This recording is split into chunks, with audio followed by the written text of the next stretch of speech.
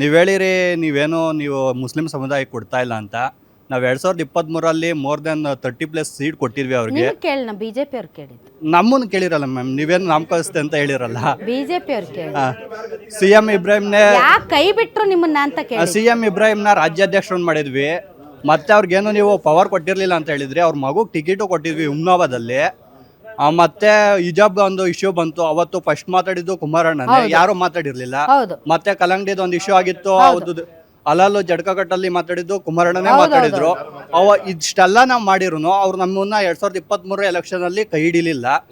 So ಈಗ let him finish ಮಾತಾಡಕ್ ಬಿಡ್ರಿ. ಫಸ್ಟ್ ಮಾತಾಡಿದ್ ಕುಮಾರಣ್ಣನೇ, ಯಾರೋ ಮಾತಾಡ್ಲಿಲ್ಲ ಅವತ್ತು. ಕಾಂಗ್ರೆಸ್ನವರೇ ಆಗ್ಲಿ ಯಾರೇ ಆಗ್ಲಿ ಮಾತಾಡ್ಲಿಲ್ಲ. ಒಂದ್ ನಿಮಿಷ ಅವತ್ತು ಕುಮಾರಣ್ಣನೇ ಮಾತಾಡಿದ್ದು, ಮತ್ತೆ ಯಾರೋ ಮಾತಾಡ್ಲಿಲ್ಲ. ಬಟ್ ನಮ್ಗೆ 2023 ಎಲೆಕ್ಷನ್ ಅಲ್ಲಿ ಏನು ಅವ್ರ ಕಡೆಯಿಂದ ನಮ್ಗೇನು ಅಷ್ಟೊಂದು ಸಪೋರ್ಟು ಸಿಗ್ಲಿಲ್ಲ. ನೀವು ನೋಡಿ ನೀವು ಒಂದ್ ಕಡೆ ಏನಾದ್ರು ನೀವು ವೋಟ್ ಮಾಡಿದ್ರೆ ಈ ತರ ಆಗುತ್ತೆ.